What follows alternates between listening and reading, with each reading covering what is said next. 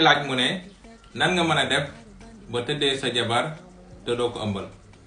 Bu fekkee da nga bëgg a tëddee sa jabar te du ëmb foog mu def planification familiale. Bu fekkee tam bëggoo jël planification familiale boo xam ne ay doom la wala ay pikiir da ngay def méthode retrait, maanaam boo sëyee bay sentir ne yaa ngi waaj a génne ndox da ngay rocc sa awra def ko ci biti. dafay laaj mu ne ndax baaraam mën na dindi ndaw. li mu bëgg a laaj mooy ndax baaraam mën na dindi hymen. Effectivement hymen mënul xam ndax lii baaraam la wala du baaraam, lépp loo ci dugal loo xam ne mën na ko percer mën na ko dindi, kon effectivement boo ci defee sa baaraam mën nga yàq sa hymen.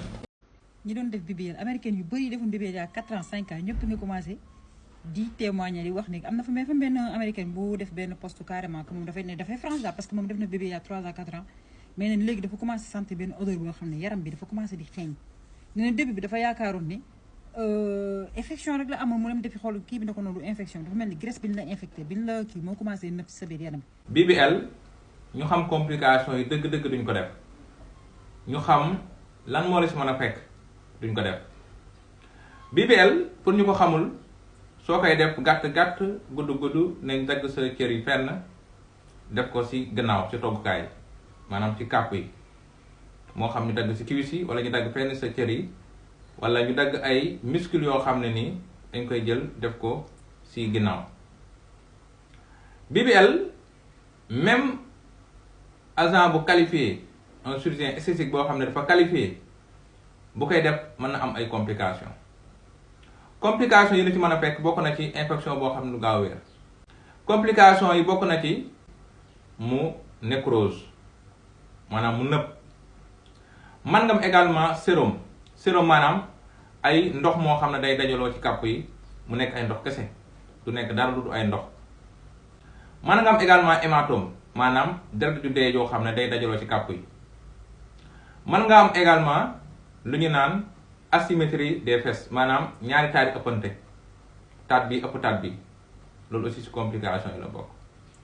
man nga am également lu ñu naan embolie nag mooy deret yoo xam ne wala suux yoo xam ne wala ay liquides yoo xam ne dañuy dem envahir les vaisseaux te loolu nag mën na la indil ndeeteel bu gaaw a gaaw dee bu gaaw la mën a indil. contraceptive implant lu ma miin by contraceptive implant moo nekk famille planning bu nga xam ne boobu leen dee roof si sa loxo bi boor bi bu ndee roof maanaam boobu leen dee ooya roof. planification implant moom la ñuy wax planification bi ñuy roof comme ni mu ko waxee yéen a ngi ci épisode 9 ci planification familiale. planification familiale implant am na ñaari brin yi am na benn brin bi. planification implant nag comme ni ñu ko waxee mën na durer entre 3 ans ba 5 ans. planification implant yi boo ñëwee bañ defal la renseignement ci planning yépp nga tànn implant bi dañ la laaj ndax benn brin bi wala ñaari brin yi nga bëgg a jël.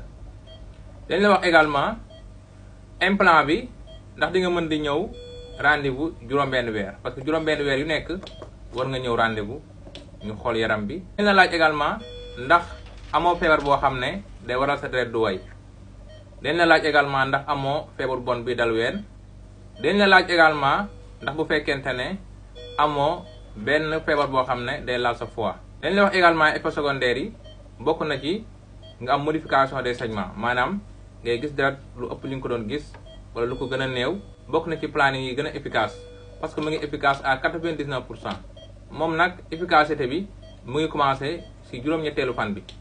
juróom-ñaari fan yi soo bëggee sëy da ngay jëfandikoo préservatif moo gën a wóor pour nga bañ a jël ëmb. loolu lañ leen indiloon tey ci planification familiale bu fekkee gan nga ci kër gi mën nga partager pour yee képp ku yittewoo vidéo bi.